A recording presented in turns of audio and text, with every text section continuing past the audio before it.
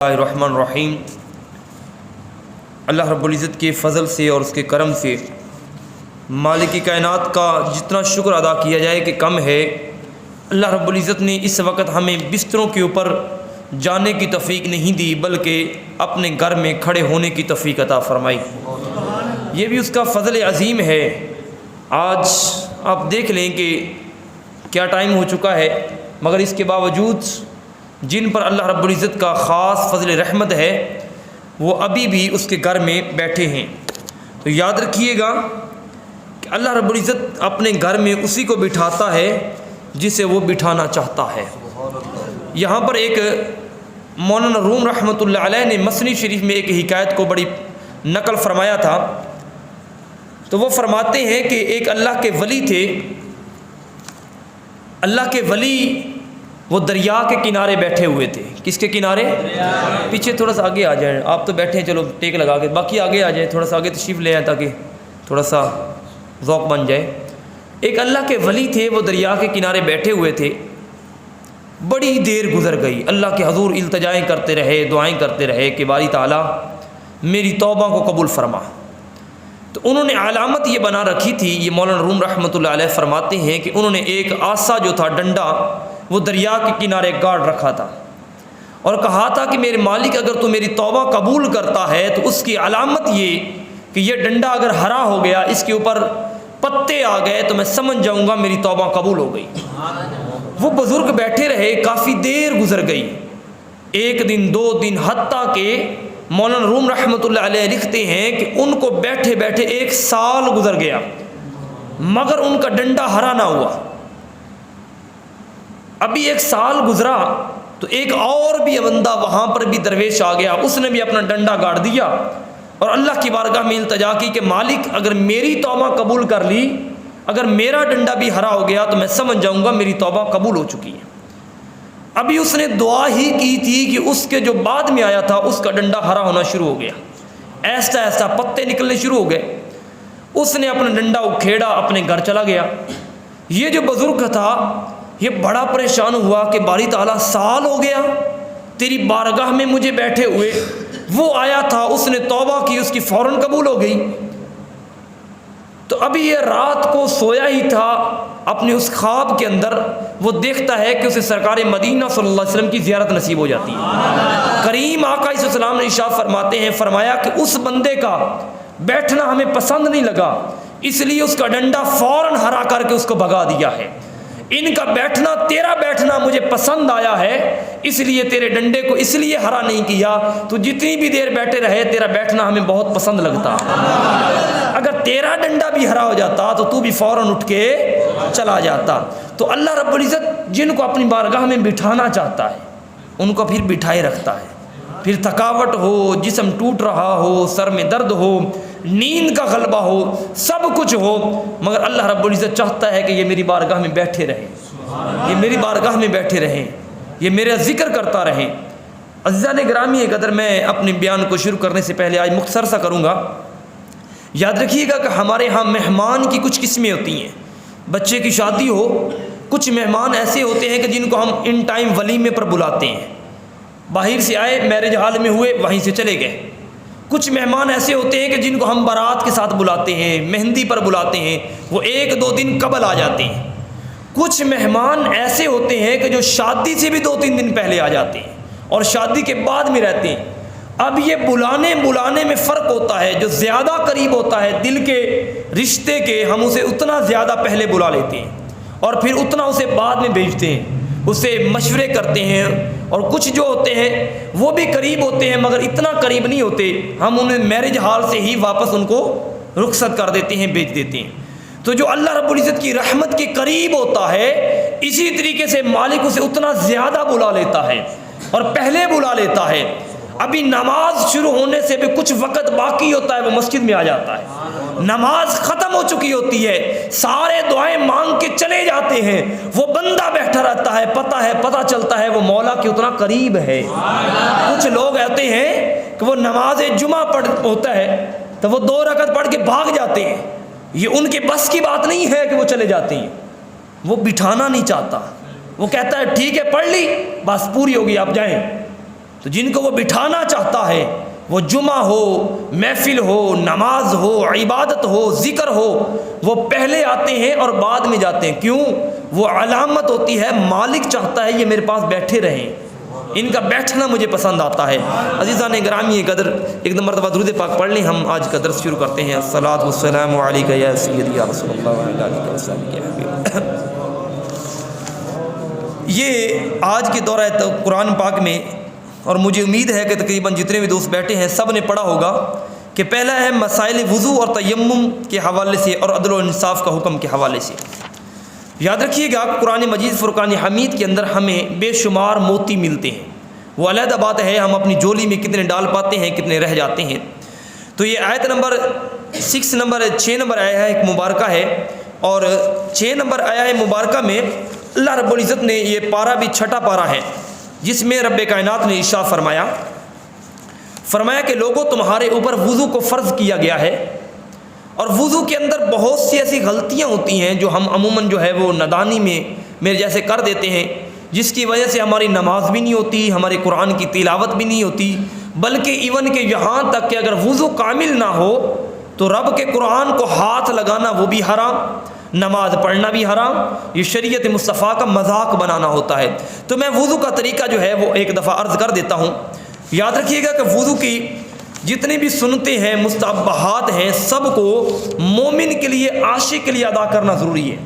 کچھ چیزیں ہوتی ہیں جواز کی، مثال کے طور پر ایک بندے نے چہرے کو دھو لیا، کونیوں کو یہ سمیت دھو لیا، سر کا مسح کر لیا، پاؤں دھو لیا، اس کا وضو ہو گیا، وضو اس کا مکمل ہو گیا۔ اب وہ قرآن کی تلاوت بھی کر سکتا ہے، نماز بھی پڑھ سکتا ہے، دیگر معاملات بھی کر سکتا ہے۔ مگر کچھ لوگ ہوتے ہیں محبوب ہوتے ہیں، تقوی والے ہوتے ہیں، ان کے لیے کریم آقا صلی اللہ علیہ وسلم نے اپنی وضو کی 13 سنتیں عطا فرمائی ہیں۔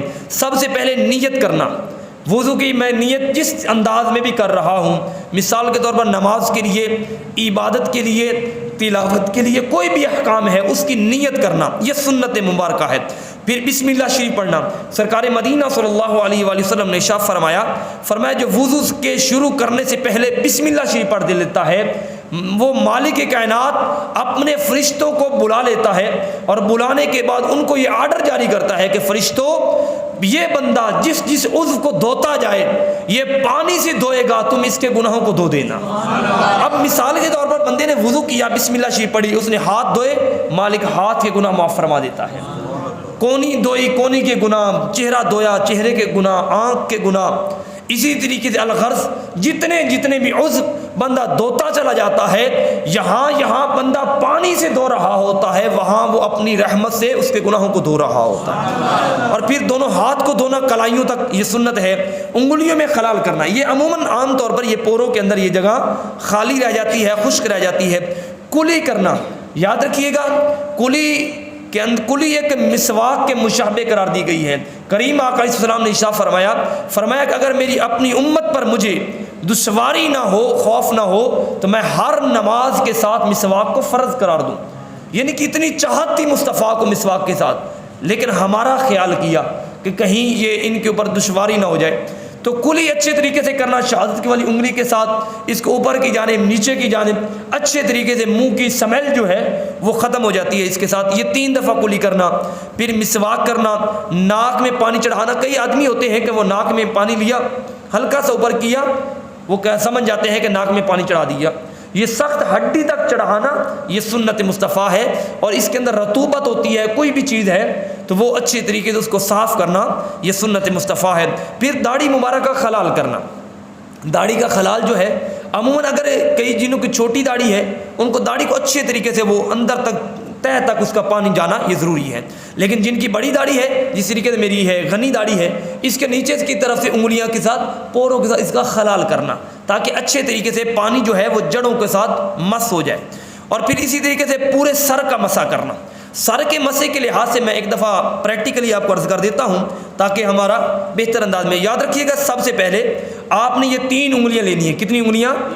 شہادت والی علیحدہ کر دینی ہے، انگوٹھے کو علیحدہ کر دینا ہے۔ یہ 3 انگلیاں لے لی، اس کو بھگو لیا پہلے اچھے طریقے سے، بھگونے کے بعد ان کو تینوں کو آپس میں ملا لیا۔ ملانے کے بعد اب یہاں پر جو رکھے گا وہ غلط ہو جائے گا۔ اگر یہاں پر رکھے گا تو مسا نہیں ہوگا، کیونکہ یہ یہاں پر رکھنے سے پانی مستعمل ہو جاتا ہے، اور مستعمل پانی سے وضو نہیں ہوتا، کیونکہ پانی جس کے وہ طاہر بھی ہو اور مطہر بھی ہو اس سے وضو ہوتا ہے۔ اب طاہر اور مطہر کیسے کہتے ہیں وہ ایک لمبی بحث ہے، تو بہرحال میں چاہتا ہوں کہ آج ہم 10 منٹ میں ہی ختم کر دیں۔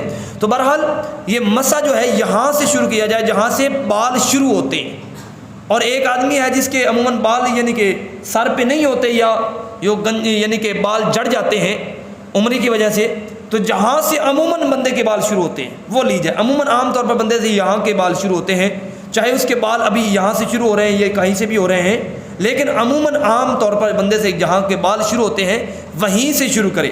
یہاں سے آپ سب بھی ایک دفعہ پریکٹیکل کر لیں، تاکہ سب کی جو ہے میری طرف یہ اس طرح رکھ کے، تاکہ یہ اپنی انگلیاں سیدھی کریں، یہ انگلیاں بنائیں اس طریقے سے، یہ شکل بنائیں، اور اس کو یہاں سے رکھنا، اپنی ٹوپی اتار لیں، یہاں پر رکھیں۔ یہ یاد رکھیے یہ پیشانی جو ہے اس کو ہاتھ نہ لگنے پائے، اگر یہ پیشانی کو ہاتھ لگ گیا تو یہ پانی مستعمل ہو جائے گا، اس سے مسا نہیں ہوگا۔ اس کو واپس لے آئیں، پیچھے لے آئیں، گدی تک لے آئیں، لینے کے بعد اب یہاں تک جب پہنچ چکا، اب اس کے بعد جو یہ جہاز بچتا ہے اس کو ہاتھ کا پیٹ کہتے ہیں، اس پیٹ کو آپ نے واپس لے کے آنا ہے، ہاتھ کو واپس نہیں لے کے آنا، پیٹ کو لے کر آنا ہے۔ یہ یہاں سے اب شروع کیا، یہاں پر چلے گئے، اب یہاں سے یہ پیٹ میرا آ رہا ہے، انگلیاں میری علیحدہ ہیں، یہ یہاں پر توجہ رکھی، انگلیاں علیحدہ ہوں۔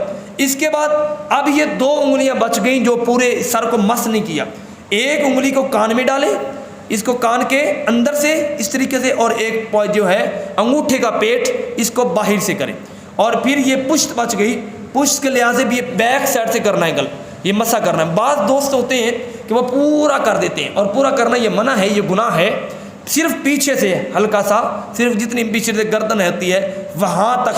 عموماً عام طور پر جب ہم یہ خط کرواتے ہیں تو پیچھے سے جہاں سے بلیڈ وغیرہ لگتا ہے وہاں تک اس کو صاف کرنا۔ اور اس کا مسے کا ایک بہت بڑا فائدہ حکیم لقمان نے بھی لکھا ہے، اور احیاء العلوم کے اندر امام غزالی رحمۃ اللہ علیہ لکھتے ہیں، آپ فرماتے ہیں کہ جو بندہ مسا نہیں کرتا اس کے پیچھے یہاں پر یہ جہاں ریڑھ کی ہڈی جہاں سے شروع ہوتی ہے وہاں پر ایک بال پیدا ہو جاتا ہے، اس بال کی اتنی تکلیف ہوتی ہے کہ نہ تو وہ بال اکھیڑا جا سکتا ہے، نہ ہی وہ بال جو ہے اس کا علاج ہو سکتا ہے، بندہ سونے کھانے پینے سے دشوار ہو جاتا ہے۔ اس کا ایک ہی علاج ہے کہ بندہ صحیح طریقے سے مسا کیا کرے۔ دیکھیے قرآن مجید، فرقان حمید، سنت مصطفیٰ، احادیث مبارکہ جہاں جہاں ہمیں عبادت کا فائدہ دیتی ہیں، ثواب کا فائدہ دیتی ہیں، وہاں وہاں ہمیں بیماریوں سے بھی بچاتی ہیں، ہمیں بد نظری سے بھی بچاتی ہیں۔ بہرحال یہ تھا وضو کی سنتوں کے بارے میں۔ اس طرح مستحبات ہیں، مستحبات سے مراد قبلہ رخ ہو کے بیٹھنا۔ ہم عموماً طور پر اپنے گھر میں جتنا بڑا مہنگا بنا دیں مگر ہم وہاں پر وضو کے لیے بیٹھنے کی جگہ نہیں بناتے۔ ہماری نیت یہ ہوتی ہے کہ یہاں پر برتن دھونے کے لیے یہ جگہ، یہ بیسن ہے، یہ فلاں ہے، یہ فلاں ہے، مگر وضو کے لیے ہم سیٹ نہیں بناتے۔ وضو بیٹھ کر کرنا، تھوڑا سا اونچے ہو کر کرنا، اور پھر اپنے کپڑے سمیٹ کر کرنا، قبلہ رخ ہو کر کرنا، یہ مستحبات میں سے ہیں۔ باقی اس کی ڈیٹیل انشاءاللہ جب ہمارا درس قرآن ہے اس میں آئیں گے۔ اور پھر اس کے بعد تیمم ہے۔ وہ تیمم اس صورت میں ہے کہ جس صورت میں انسان لاغر ہو جائے، بہت زیادہ بیمار ہو جائے، کہ بہترین ڈاکٹر، اعلیٰ ڈاکٹر کہہ دیں کہ آپ پانی اگر لگائیں گے آپ کے اپنے جسم کو یا کسی بھی زخم کے اوپر تو آپ کی موت واقع ہو سکتی ہے، اس وقت تیمم ہے۔ اور تیمم کے 3 فرائض ہوتے ہیں۔ اس میں تیمم کے اندر نیت فرض ہوتی ہے، دونوں ہاتھ جو ہیں وہ زمین کے اوپر مار کے اس طرح ہلانے ہوتے ہیں تاکہ یہ اچھی طریقے سے کھول کے پھر چہرے کے اوپر لگانا، پھر دوبارہ کھول کے پھر یہ کونیوں کے اوپر یہ لگانا، یہ تیمم کے فرائض میں سے شامل ہے۔ اور اس کے بعد یاد رکھیے گا سرکار مدینہ صلی اللہ علیہ وآلہ وسلم نے سب سے زیادہ جس بات کی اپنی زندگی میں تبلیغ فرمائی وہ عدل و انصاف کی تھی۔ عدل و انصاف اپنا ہے یا غیر ہے، عدل و انصاف امیر ہے یا غریب ہے، جس کا کوئی پیچھے سے نہیں۔ آج کل عموماً طور پر عدل و انصاف بھی اسے ملتا ہے جس کے پیچھے یا تو پیسے کی پاور ہوتی ہے، یا تو سیاست کی پاور ہوتی ہے، یا کوئی اور اثر رسوخ ہوتا ہے، اس کو انصاف ملتا ہے۔ حتیٰ کہ سرکار مدینہ صلی اللہ علیہ وسلم کی ایک حدیث مبارکہ میں بیان کر کے بات کو آگے بڑھاؤں گا۔ میرے کریم آقا علیہ السلام نے ارشاد فرمایا جس قوم میں عدل و انصاف ختم ہو جاتا ہے وہ قوم کی تباہی جلدی شروع ہو جاتی ہے۔ فرمایا لوگوں جب میری امت میں دیکھو ظلم عروج پہ پہنچ جائے تو سمجھ جانا قیامت تمہارے بالکل قریب آ پہنچی ہے۔ تو قرب قیامت کی مختلف علامات جو اب ظاہر ہو چکی ہیں، اس میں آپ دیکھ لیں کہ ہمارے الا ماشاء اللہ ہمارے کسی بھی ادارے کے اندر عدل و انصاف کہاں تک ہے۔ ہم عموماً طور پر اگر ہاسپٹل میں بھی اپنے مریض کا علاج کروانا ہے، اس کے لیے بھی ہمیں وہاں رشوت دینی پڑتی ہے۔ ایون کہ یہاں تک کہ الائڈ ہاسپٹل میں ہم جائیں تو وہاں سے دروازے سے کراس کرنے کے لیے وہ چائے کے نام پہ ہمیں رشوت دینی پڑتی ہے، وہ ہمیں انٹر نہیں ہونے دیتے۔ تو یہ عموماً ہم نے معاشرے کو اتنا تنگ کر دیا ہے، ہم نے اس قدر اپنی تنگی بنا لی ہے اور پیسے کا حرص اور لالچ اس قدر بنا لیا ہے کہ ہم قرآن و سنت کو پس پشت ڈال کے پیسے کو اپنے سامنے رکھ لیا ہے۔ اور اس کے بعد یہ آیت نمبر 31 سے 231 سے 27 سے 31 تک اس میں بیان ہوا تھا حابیل اور قابیل کا ایک واقعہ بیان ہوا تھا۔ اور حابیل اور قابیل آپ جانتے ہیں کہ یہ حضرت آدم علیہ السلام کے دونوں بیٹے تھے۔ ان کے بارے میں دو روایات آتی ہیں۔ ایک روایت یہ آتی ہے کہ انہوں نے کچھ جنگ کے اندر، اب جو حابیل تھا اس نے صحیح مال جو تھا یعنی کہ امانت کے ساتھ وہی مال اکٹھا کیا، اس میں سے جو بھی بچا جنگ میں سے کوئی بھی چیز بچی اس نے اکٹھا کر کے وہ رکھ دیا۔ ہوتا یہ تھا کہ آسمان سے آگ آتی، آگ آ کر اس مال کو کھا جاتی تھی۔ یہ میں پہلے بھی عرض کر چکا مال غنیمت کے موقع کے اوپر۔ تو ان کا مال غنیمت کی قبولیت کی علامت تھی کہ جس کے مال کو آگ کھا جائے اس کا قبول ہے، جس کا نہ کھا سکے اس کا رد ہے۔ حابیل کے جو مال تھا اس مال کو آگ نے کھا لیا۔ کھانے کے بعد اب قابیل غصے میں آ گیا کہ میری جناب، اس نے کچھ پیسے یا کچھ جو زیور یا کوئی بھی تھا اس نے چیز وہ چرا لی، اپنے پاس رکھ لی۔ اب آگ نے اس کے مال کو نہیں کھایا۔ جب اس کے مال کو نہیں کھایا تو اس کو بڑا غصہ آیا۔ اس نے غصے میں آ کر اور کچھ نہیں کر سکتا تھا، حسد میں آ گیا۔ تو حسد میں آ کر اس نے اب حابیل کو قتل کر دیا۔ قابیل نے قتل کیا حابیل کو۔ پھر اسی طریقے سے ایک اور روایت ملتی ہے، وہ روایت میں یہ ملتی ہے کہ حضرت آدم علیہ السلام کی ایک بیٹا صبح کو پیدا ہوتا، بیٹی شام کو پیدا ہوتی، اور اس وقت ان کی شریعت میں لڑکے یعنی کہ بہن اور بھائی کا نکاح جائز تھا۔ تو وہ جو صبح کو پیدا ہوتا اس کی شام سے نکاح ہو جاتا، جو شام یعنی کہ جو اگلے دن صبح کو پیدا ہوتا اس کا شام والی اور لڑکی سے بولیے نکاح ہو جاتا۔ اسی طریقے سے یہ معاملہ چلتا رہا ہے۔ تو جس دن حابیل پیدا ہوا اس کے جو حصے میں لڑکی آئی وہ بڑی خوبصورت تھی۔ جب قابیل پیدا ہوا، اگلے دن قابیل پیدا ہوا، تو قابیل کے حصے میں جو لڑکی آئی تھی اس کی ظاہری شکل و صورت اتنی خوبصورت نہیں تھی، رنگ کی سانولی ہوگی۔ تو وہ قابیل غصے میں آئے گا، کہنے لگا میں نے اپنے بھائی کی لینی ہے۔ تو حضرت آدم علیہ السلام نے منع فرمایا شریعت میں اس طرح جائز نہیں ہے، مگر قابیل نہ مانا، اس نے اپنے بھائی حابیل کو قتل کر دیا۔ یہ اب ڈیٹیل ہے، اس میں سے کیا ہمیں سبق ملتا ہے وہ اب بات بہت زیادہ بڑھ جائے گی۔ تو بہرحال جب قابیل نے قتل کر دیا اس کے بعد اب اس کو لاش کو ٹھکانے لگانے کی ضرورت تھی۔ جہاں سے یہ ہم قبر بناتی ہیں یہ وہیں سے نکالا گیا۔ ایک روایت کے مطابق ایک کوا آیا، اس نے اپنے ساتھی کو مارا، مارنے کے بعد زمین سے گڑھا کھودا، مٹی نکالی، نکالنے کے بعد اپنے کوے کو کیا کر دیا؟ دفن کر دیا۔ دفن کرنے کے بعد جب یہ سارا ماجرا قابیل دیکھ رہا تھا اس نے حابیل کو بھی اسی طریقے سے دفن کر دیا۔ یاد رکھیے گا حدیث مبارکہ میں آتا ہے کہ جو بندہ برائی کو ایجاد کرتا ہے، جو بندہ برائی کا رستہ نکالتا ہے، اس کے بعد جتنے بھی لوگ وہی کام کریں گے اس بندے کو بھی گناہ ملے گا اور جس نے ایجاد کیا ہوگا اس کو بھی گناہ ملے گا۔ اس کی میں مثال دے دیتا ہوں۔ مثال کے طور پر ہمارے ہاں اب واٹس ایپ کا دور ہے، جس نے واٹس ایپ کے اوپر گانا لگایا یا کوئی ایسی چیز لگائی، اب اس نے خود تو لگایا، وہ خود گناہ گار ہے، جتنوں نے دیکھا وہ بھی گناہ گار۔ اب جتنوں نے دیکھا ان کے ذمہ ایک گناہ آئے گا دیکھنے کا، جس نے لگایا۔ اگر مثال کے طور پر ایک سٹیٹس کو 17 بندوں نے چیک کیا، اب لگانے والے کو بھی گناہ، 17 بندوں نے چیک کیا، ہر ایک کو الگ الگ گناہ، مگر وہ 17 گناہ وہ لگانے والے کے زمرے میں جائے گا۔ اس لیے برائی کا رستہ کبھی بھی نہ اپنائیں۔ آپ کے پیچھے جتنے بھی لوگ چلیں گے وہ سارے اگر وہ اسی پر عمل کریں گے تو وہ آپ کی پلڑے میں زیادہ گناہ شامل ہو جائیں گے۔ اسی طریقے سے کائنات میں جتنے بھی قتل ہوئے یا اللہ نہ کرے ہوں گے یا کوئی بھی ایسا قتل ہوتا ہے، اس کا گناہ قاتل کو بھی جاتا ہے اور قابیل کے زمرے میں بھی جاتا ہے، کیونکہ اس نے سب سے پہلے گناہ کو ایجاد کیا تھا۔ اسی طریقے سے جو زمین پر فساد پھیلاتا ہے، سرکار مدینہ صلی اللہ علیہ وسلم نے ارشاد فرمایا زمین پر فساد پھیلانے والوں کے بارے میں، فرمایا کہ جو زمین پر فساد پھیلاتا ہے، اگر تھک گئے تو بس کر دیتے ہیں آج کا، ایک دفعہ درود پاک پڑھ لیں، الصلاۃ والسلام علیک یا اللہ رسول اللہ وعلی آلہ وصحبہ یا حبیب اللہ۔ یہ آپ 27 سے 24 نمبر آیت، یہ 9واں رکوع ہے 6 پارے کا، اور سورۃ مائدہ ہے، جس کے اندر کریم آقا علیہ السلام نے فرمایا کہ جو زمین پر فساد پھیلاتا ہے۔ اب فساد کتنی طرح کا ہوتا ہے، وہ مختلف انداز، زبان کا بھی فساد ہوتا ہے، چھوٹی سی بات کر کے گھروں میں لڑائی کروا دینا۔ فساد جو ہوتا ہے کسی کی، یہ ایک عموماً طور پر چیز پائی جاتی ہے، موبائل ہے، کسی کا چوری کر لیا تو وہ چوری کر کے وہ کافی دیر بیچارہ پریشان رہتا ہے، اگر تو پکڑے گئے تو کہا میں نے مذاق کیا تھا، اگر نہیں پکڑے گئے تو جناب ہم کیا ہو جاتے ہیں، پکے ہو جاتے ہیں، تو یہ کہتے ہیں ہم نے مذاق کیا تھا، یہ فساد کے زمرے میں آتا ہے۔ اب سرکار مدینہ صلی اللہ علیہ وسلم نے اس کے بارے میں کیا ہمیں تعلیم فرمائی ہے، کریم آقا علیہ السلام نے ارشاد فرمایا کہ جو فساد کرتا ہے زمین کے اوپر، اب چاہیے کہ اس کو ملک بدر کر دیا جائے، اس کو وطن سے نکال دو جو فساد کرتا ہے، اپنے قول کے ذریعے، اپنے فعل کے ذریعے، اپنے عمل کے ذریعے، اپنے بیان کے ذریعے، مختلف انداز میں۔ یہ فساد ممبروں سے بھی چلتا ہے، یہ فساد عوام الناس سے بھی چلتا ہے، یہ فساد بچوں سے بھی چلتا ہے۔ مثال کے طور پر بچے لڑے، بڑوں نے اس کو سیریس لے لیا، اور وہ لڑائی جہاں تک پہنچ گئی کہ ایک دوسرے کی خوشی پر آنا جانا چھوڑ دیا۔ تو فرمایا کہ جو فساد کرتا ہے سب سے پہلے اسے ملک بدر کر دیا جائے، اسے وطن سے نکال دو، وہ اس قابل نہیں کہ مسلمانوں کے وطن میں بھی رہ سکے۔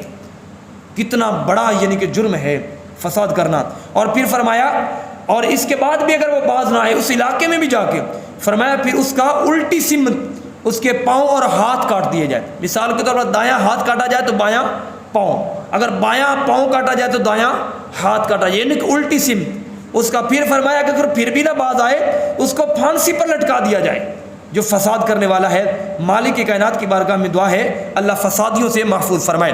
اور پھر اسی طریقے سے اگلا ہمارا موضوع تھا کہ حضور نبی رحمت صلی اللہ علیہ وآلہ وسلم نے ارشاد فرمایا کہ وسیلہ چوری کی سزا اور نبی کریم صلی اللہ علیہ وسلم کی داد رسید۔ یاد رکھیے گا اہل سنت والجماعت میں وسیلہ بہت ضروری ہے۔ قرآن مجید فرقان حمید میں آتا ہے وابتغوا الیہ من الوسیلہ، فرمایا لوگوں میری بارگاہ میں وسیلہ تلاش کرو۔ آج لوگوں کو ذہن میں آتا ہے کہ جب دیتا سب کچھ رب ہے تو وسیلے کی کیا ضرورت ہے، اللہ رب العزت سب کچھ دیتا ہے۔ یاد رکھیے مگر مالک کائنات نے کوئی بھی ایسی چیز بغیر وسیلے کے نہیں دی۔ موت بندے کو دی وہ بھی وسیلہ اسرائیل کے ذریعے دی، قرآن دیا وسیلہ مصطفیٰ کے ذریعے دیا، ہر چیز دی، ہمیں حتیٰ کہ سجدہ کرنے کی سمت دی وہ بھی وسیلہ کعبہ کے ذریعے دی، کوئی بھی چیز دی۔ اب میں اتنی ڈیٹیل تو نہیں ہے کہ میں ہر ایک بات پر میں آپ کو بیان کرتا چلوں، بہرحال یاد رکھیے ہر چیز وہ وسیلے کے ساتھ منسلک ہے۔ کائنات میں روئے زمین پر آپ کوئی بھی ایسی چیز ایک بول کے بتا دیں، میں بتا دیتا ہوں اس میں وسیلہ کہاں ہے، ہر چیز وسیلے میں ہے۔ رب کائنات آپ کی حج بھی وسیلے سے قبول کرتا ہے، وہ کہتا ہے آ تو طواف کعبہ کر، صفا مروہ کے چکر لگا، تو آ وہاں پر کنکریاں مار، تو وہاں پر عبادت کرے گا، وہاں میں تیری قبول کر لوں گا۔ اب چاہیے تو یہ تھا کہ عبادت رب کی، مگر رب خود ڈائریکٹ کر لیتا، مگر اس نے کہا وسیلہ ہے۔ اسی طریقے سے کلمہ ملا وسیلے کے ذریعے، اولاد ملی وسیلے کے ذریعے۔ کل میں نے ایک وسیلے کے اوپر ایک لطیفہ بھی سنایا تو اس کو دوبارہ رکھ لیں، وہ جو تھا جس شادی کے لیے دعا کرتا تھا، تو ہر چیز ایک وسیلے سے ملتی ہے۔ اسی طریقے سے حضور نبی رحمت صلی اللہ علیہ وسلم نے ارشاد فرمایا کہ چوری کو جو بندہ کرتا ہے چاہے وہ تھوڑی سی بھی ہے، چوری کی اس کو سزا دی جائے، ظالم کی بھی مدد کرو، مظلوم کی بھی مدد کرو۔ اسی طریقے سے عموماً طور پر ایک حکایت بھی لکھی ہوئی ہے کہ ایک بچہ تھا، اس نے کوئی چوری کی تو والدین نے اس کو کچھ نہ کہا، بڑا ہوتا گیا، چور بنتا گیا، حتیٰ کہ حکومت وقت نے کہا کہ اس کو قتل کر دیا جائے، اس کو پھانسی دے دی جائے۔ کیا دے دی جائے؟ ذرا اونچا بولیے تاکہ سب جاگ جائیں۔ پھانسی دے دی جائے۔ جب وہ پھانسی کے قریب تھا تو انہوں نے پوچھا کہ تمہاری خواہش کیا ہے، کوئی آخری آرزو، کوئی وصیت؟ وہ کہنے لگا میری ایک وصیت ہے کہ میری ماں کو بلوایا جائے۔ انہوں نے کہا جی بڑی اچھی بات ہے، ماں کی زیارت کرے گا۔ جب ماں کو بلوایا گیا تو ماں قریب آئی تو وہ جس کو پھانسی ہونے والی تھی اس نے ماں کے چہرے پر تھپڑ مار دیا۔ لوگ حیران تھے، پریشان تھے، یار تم مرنے کے قریب ہے، تختے پر لٹکنے والا ہے، یہ کیا ماجرا ہے؟ وہ کہنے لگا لوگوں جب میں نے پہلی دفعہ انڈا چوری کیا تھا یا کوئی ہلکی سی چیز چوری کی تھی، اگر میری ماں مجھے اس وقت روکتی تو آج میں اس نوبت پر نہ پہنچتا۔ اس لیے ہم نے اپنی اولادوں کا یہ مت سوچے میرے بچے نے دا لگا لیا جی، دیکھو بچے نے چیز چھپا لی۔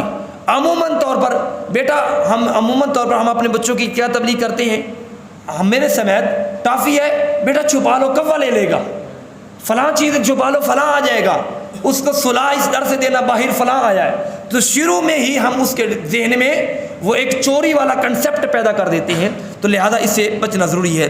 عزیزان گرامی قدر، کریم آقا علیہ السلام نے ارشاد فرمایا برائی سے نہ رکنے کی سزا، اور انصار کے کچھ گروہ تھے جو برائی سے باز نہیں آتے تھے، تو اللہ رب العزت نے اپنی کتاب قرآن مجید میں بھی ان کا ذکر فرمایا کہ جو یہ بس سیکنڈ لاسٹ موضوع ہے، تھوڑا سا برداشت کیجیے کہ درود پاک پڑھ لیں، الصلاۃ والسلام علیک یا سیدی یا رسول اللہ وعلی آلک صحابک یا سیدی یا خاتم النبیین۔ کچھ گروہ ایسے تھے کہ جو برائی سے کسی بھی لمحے نہیں رکتے تھے اور اپنے آپ کو برائی کے ساتھ منسلک رکھتے تھے، تو اللہ رب العزت نے ان کا ذکر فرمایا۔ یہ 35 نمبر سے آیا ہے سے لے کر یہ 56 نمبر آیت مبارکہ تک ہے، تو اس کے اندر اللہ رب العزت نے ان کا ذکر فرمایا کہ جو لوگ برائی سے نہیں رکتے تھے ان کے لیے کریم آقا علیہ السلام نے ارشاد فرمایا کہ جو برائی کو اتنا زیادہ اپناتا ہے کہ برائی کی دلدل میں پھنس جاتا ہے، فرمایا اللہ رب العزت اس کا دل کو سیاہ کر فرما دیتا ہے، اس کا پھر کوئی ہدایت بھی قبول نہیں کرتا۔ آج کل عموماً آپ کا ہمارا معاشرہ یہ یہاں تک پہنچ چکا، ہم جتنا مرضی عذاب قبر سنا لیں، جتنے مرضی احوال قیامت سنا لیں، جتنے مرضی موت کے واقعات سنا لیں، ہمارے دل اتنے پتھر ہو چکے ہیں کہ ہم برائیوں کے اندر اتنے دلدل میں پھنس گئے۔ اور پھر فرمایا کریم آقا علیہ السلام نے ارشاد فرمایا کہ جب انسان کی تباہی اور بربادی اس وقت شروع ہوتی ہے کہ جب برائی کو بھی بندہ نیکی سمجھ کے کرتا ہے۔ آج کل ہمارے ہاں عموماً یہ ہوتا ہے کہ ہم کوئی جھوٹ بولتے ہیں، میں جو بس دیکھا میں نے کیسے بات سنائی اگلے کو، کیسے چکر دیا، چکر اس کو نہیں دے رہے بلکہ اللہ اور اس کے رسول کو دے رہے ہیں، چکر اپنی ذات کو دے رہے ہیں۔ تو لہٰذا جب بھی کسی سے کال کرنے لگیں یاد رکھیں یہ کال وہ بھی سن رہا ہے اور آپ کے فرشتے بھی لکھ رہے ہیں، اور لکھی بات کبھی مٹتی نہیں ہے، کوئی بھی تحریر لکھ دی جائے وہ مٹتی، حتیٰ کہ سائنسدان یہاں تک کہتے ہیں کہ انسان کی آواز بھی کبھی نہیں ختم ہوتی، انسان کی آواز جب وہ بول دیتا ہے وہ لہروں میں محفوظ ہو جاتی ہے۔ اب تو ٹیکنالوجی نے یہاں تک ترقی کر لی کہ پچھلے دور کی جو لوگوں نے آوازیں بولی تھیں یا جو بولتے تھے وہ بھی انہوں نے کنٹرول کرنا شروع کر دی ہیں۔ تو بہرحال جب بھی بولا جائے تو اس کا خاص کر کے اپنی زبان کا خیال رکھا جائے۔ اور پھر یہاں پر ایک قصہ بیان ہوا تھا، اور یہی 7ویں پارہ، 6 پارے کا اینڈ اور 7ویں پارے کا شروع، کیونکہ آج 7ویں پارے کا پہلا پاؤ پڑا گیا ہے، تو اس کے اندر ایک نجاشی بادشاہ تھا، اس کا ایک قصہ شامل ہوا تھا، اور یہی بات میں کر کے تو اپنی بات کو ختم کروں گا۔ ایک بادشاہ تھا نجاشی، حبشہ کے اندر رہنے والا تھا، تو وہ حبشہ میں رہنے والا تھا، تو وہ حضرت عیسیٰ علیہ السلام کا بڑا پیروکار تھا، بڑا تورات پڑھنے والا تھا، بڑا عبادت گزار تھا، بہت بڑا نیک آدمی تھا، اپنے یعنی کہ اپنے نبی کے لحاظ سے، اور نبی کا پیروکار تھا۔ تو جب کریم آقا علیہ السلام نے آپ نے اعلان نبوت کیا تو اس نے بھی سن رکھا، مگر اس نے اسلام قبول نہ کیا۔ اسلام جب اس نے قبول نہ کیا تو کچھ لوگ جو تھے وہ اس کو دعوت دینے کے لیے گئے، تو پیچھے سے کچھ لوگ منافق بھی تھے، وہ نجاشی بادشاہ کے پاس چلے گئے۔ کس کے پاس چلے گئے؟ بولیے۔ کچھ دوستوں کو نا نیند آ رہی ہے، اس لیے میں آپ کو بار بار کہتا ہوں کہ آپ بولا کریں نجاشی بادشاہ کے۔ اچھا، نجاشی بادشاہ کہاں رہتا تھا؟ حبشہ میں رہتا تھا۔ اس کے جب پاس چلے گئے، اس کو کہا جی مسلمان تو بڑے دنگا فساد کرنے والے ہیں، یہ تو آپ کو تبلیغ کرنے کے بہانے آئے ہیں، یہ تو آپ کے ملک پر قبضہ کریں گے، یہ تو فلاں کریں گے فلاں کریں گے، ہوتے ہیں ہر دور میں منافق۔ تو وہ مسلمان جب مدینہ طیبہ سے قافلہ نکلا، وہ حبشہ پہنچا، تو پیچھے سے منافقین کا قافلہ بھی کہاں پہنچ گیا؟ حبشہ پہنچ گیا۔ انہوں نے بادشاہ کے کان پہلے ہی بھر دیے، ایڈوانس پہنچ کے کان پہلے بھر دیا تاکہ بادشاہ اس کی بات سننے کے لیے بھی تیار نہ ہو۔ تو جب بادشاہ نے دربار لگایا، کہا جی آپ کس لیے آئے ہیں؟ انہوں نے کہا جی کہ ہم دین اسلام کا جو ہے پرچم آپ کے پاس لے کے آئے ہیں، اس کی تبلیغ کے لیے آئے ہیں۔ انہوں نے کہا یہ آپ کا دین اسلام کیا ہے؟ اس وقت انہوں نے سورۃ مریم کی تلاوت کی تھی۔ کس کی تلاوت کی تھی؟ اور سورۃ مریم کی تلاوت کرنے والی ذات کوئی عام نہیں، بلکہ وہ حضرت جعفر طیار رضی اللہ تعالیٰ عنہ تھے۔ حضرت جعفر طیار کو طیار کیوں کہتے ہیں، یہ بھی ایک بڑی لمبا قصہ ہے، اور سرکار مدینہ صلی اللہ علیہ وسلم کے چچا جان خود انہوں نے سورۃ مریم کی تلاوت کی تھی، اور پھر اس انداز میں تلاوت کی تھی کہ وہ بادشاہ نجاشی اپنے تخت سے اٹھ کر جعفر بن طیار کے قدموں میں آ کے کھڑا ہو گیا تھا، آپ کے قدموں میں آ گیا اور رو کے دعا کر کہنے لگا اگر میرے پچھلے گناہ معاف ہو جائیں آئندہ میں توبہ کرتا ہوں۔ آپ کے قرآن میں جتنا مزہ ہے، رب کائنات کی قسم اتنا مزہ تورات میں بھی نہیں، انجیل میں بھی نہیں ہے۔ قرآن میں اتنی لذت ہے، اس سے پتہ یہ چلا کہ عزیزان گرامی قدر قرآن کریم کے اندر اتنی محبت اور اتنی چاشنی ہے کہ جس نے بھی اس کو سمجھنے کی کوشش کی، قرآن نے اس کو بڑھ کے اسے فیض عطا فرمایا ہے، اس سے بڑھ کے اسے چاشنی عطا فرمائی ہے۔ یہ واقعہ 7ویں پارے کے شروع میں آپ جو ہے وہ پڑھ سکتے ہیں۔ اللہ کریم جو کچھ سنا ہے